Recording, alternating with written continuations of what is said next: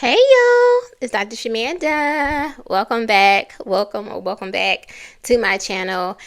If you are new here, I am a licensed mental health and addictions therapist based out of North Carolina, and I specialize in financial therapy, which is all about helping you heal and understand your relationship with money. But on this channel, I share my own financial journey of, building wealth through saving, investing, paying off debt, and all that good stuff. All right, guys, welcome back. It is the last day of June 2026, which is crazy, like for real. But here we are. It is June 30th, and I cannot end this month without giving you guys an update on my investments. So my investments, meaning in the stock market. So I have 3 different accounts that I'm using, and want to share that with you. Actually, I have like 4, but we haven't gotten to that part yet. Anyway, I want to give you guys an update and let you guys know of some changes that I intend to make towards my financial or investment journey. Okay, so let's start with my numbers to get straight into it. My 401k, solo 401k, which is I transferred, what do you call it? I rolled over my work 401k to my self-employed or solo 401k through Fidelity, which is actually what I have pulled up over here. Roll that over, and that's sitting at $42. Excuse me, child, $42,147.11. That is definitely down. Child, listen, Trump, you playing? That's all I'm gonna say. You playing, bruh. Like, I ain't trying to disrespect you. I know this is just, the first year, like, we about to be, celebrating Independence Day and all that. But I need you to pipe down to get you mess with the investments, okay? Like, y'all, whatever y'all doing over there, I need y'all to chill. Anyway, it's definitely down, okay? For my 457B, which I don't have invested, I just rolled that over and it's sitting in the cash account. That's $3,200 from my 457B that I rolled over from my previous job. And in my Roth right now, I have $17,786.68. I feel like that's down too. I know it should be over 18,000 by now. Like, I don't know. Anyway, this year, God willing, will make year 3 that I max out my Roth. So that's a very special account for me. This year, the max amount is $7,500. So that is the goal. And that's important because I usually max my Roth at the beginning of the year, like the first 6 months, I use that to max it out. But this year, because of, all the transitions I've had, like, going from W-2 employed to self-employed within the last, 4 months ago, I did a video yesterday, check that out, but literally 4 months ago, there's been a lot of changes and shifts and all that stuff. So I saved it for the end of the year. So starting tomorrow, which will be July 1st, God willing, I can use the last 6 months of the year to max out my Roth of $7,500. So that's the goal. But anyway, that I will actually probably create a separate account or series for that. So if you want to follow along, if you haven't maxed out your Roth and you want to, have someone to track it with, definitely check that out. I think I did that the last couple years too. I'm pretty sure I did because I remember sitting in my car and I had 2 separate videos series, the Roth, and then also just my regular accounts, investments. So check that out. You should get one in July, the first one. So I'm excited about that. Anyway, let's get into these numbers. So my total invested as of today is $63,133.79. I feel like you should definitely be over 65,000 or something by now. Like, I don't know. But again, the market is down. It has gone down because yeah. Anyway, now let's get into the purpose of this video. Obviously, I'm updating you guys for June 2026, but also I have made a shift in prioritizing this account or this goal. So I made a list. I said my student loans are decreasing because as of tomorrow, or the second is when it's due, I'll be making payments again.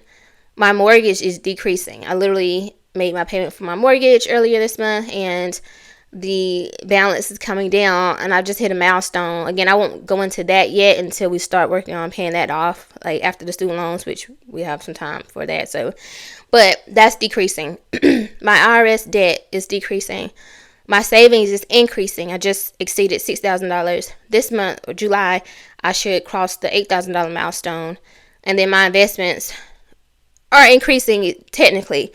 Obviously ebbs and flows. So overall, I'm hitting all the marks on my financial goals. Like, it's happening.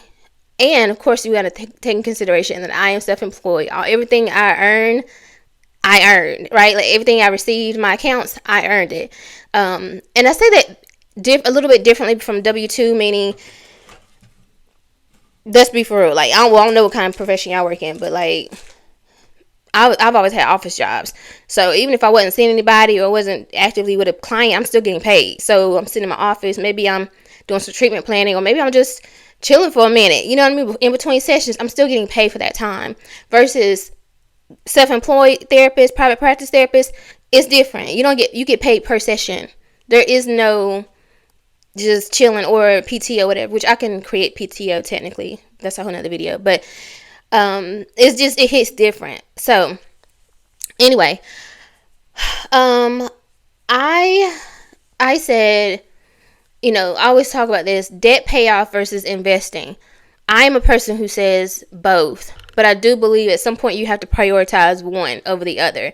So this year I came into it, well, before I made my decision to go fully self-employed, I was like, nah, I'm going to put this on hold, or it might have been after. No, before. I said I'm going to put it on hold a little bit, not necessarily focus on it. Then I was like, okay, let me get back to it. I can do this. Then I decided, like, I'm going to just focus on saving, paying off debt, and investing. And I truly believe that I can hit both like all three. And I still think so. I still think I can do all three, which I am. I really am. However, I realized that, like, at this phase of the year, I realized, like, debt payoff is really important to me. That is, like, a priority. You see my goals back here. Like, this is the IRS debt, the first one. And then this is, like, to max out my Roth every month. So still, right, like, I'm doing both, and also hitting the savings goals. Like, I'm putting money in my savings. I'm hitting the goals every month, all of that. But when it comes to which one do I really, really, really want to focus on the rest of this year, it is the debt payoff. Meaning, I am committed to not bring in any debt besides the student loans and the mortgage into 2027. So I can literally fixate on those two.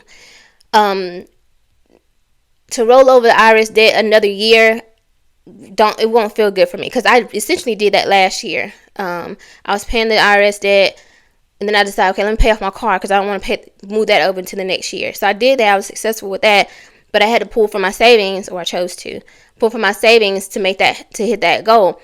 Well, this year it's like, nah, I'm keeping my money in my savings once I hit the 10K, but I want to pay off the IRS debt and not bring that into another year. And I'm already starting the student loan payment, starting, like I said, next week or later this week. And I'm still investing, because I'll still be maxing out my Roth, so I'm still putting money in. But the $100,000 goal, like, is that really feasible? I don't know. You know what I mean? So, obviously, it's different when you're solo, because obviously I'm not getting that free match from my job. Like, I have to create the match myself from the same stream of income. So it's just a little different. So I decided that I'm still going to focus on that goal. However, I'm going to adjust it a little bit, right? So I'm going to create a new goal. So instead of $100,000 by the end of this year, I want to hit $85,000. I think that's doable. I think it's realistic for me. But I'm still going to keep my stretched goal of $100,000. So if I decide that I want to open up more slots and hit that goal, whatever, like, maybe, you know what I'm saying? I think about it, but I ain't trying to stress myself out this year. Like, I'm just not. Like, I'm already doing a lot, and it's happening, it's working, but I'm not gonna, you know what I'm saying? So we'll see, okay? But I think I can hit 85. That's what I think, because I'm at 63, 133 right now. I believe I can hit 85. Well, what does that look like, though? That means that I'm $21,866.21 away from that goal. And after I max out the Roth, like, if you take that out of that number, then I only would need, I'm saying only, but I would need $14,366.21. To me, that's doable. Now, I obviously have 6 months to accomplish that on top of the 7,500, but I already have this budgeted. So I would need to find another 14K in 6 months as well.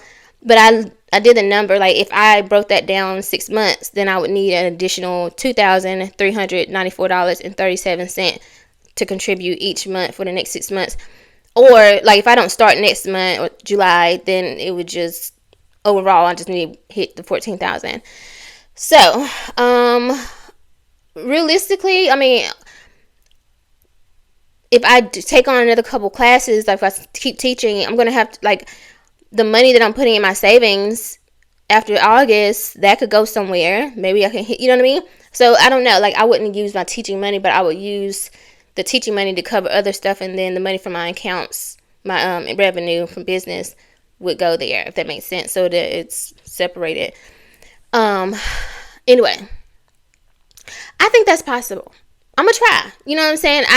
I would feel good with hitting 85,000 by the end of this year if I can't hit the 100K. Like, that's my middle ground. But I want the IRS debt gone. I'm definitely gonna hit my $10,000 savings challenge. And what else? I want to max out my Roth. Those three things. Those I just need to do. The 100K. Oh God, I want it so bad. Like, by the end of this year. But if I hit 85, I would still feel good, if that makes sense. So that's where I'm at. That's where I'm at. Now, if I hit 100K still and I hit all these goals, like, y'all, that's crazy. Because what? I don't even want to think about the amount of money that would mean that I'm putting away and saving and investing. Listen, people will be like, what? But I don't know. It's possible. We'll see. So, yeah, that's my update for June 2026. Stay tuned for the update for July 2026. You'll have 2 investment videos for next month because, again, my first Roth contribution for 2026 and the July 2026 monthly investment update. So thank you guys so much for watching. Thank you for being on this journey with me. If you like this video, like, comment, subscribe, share, and I will see you guys in the next one. All right.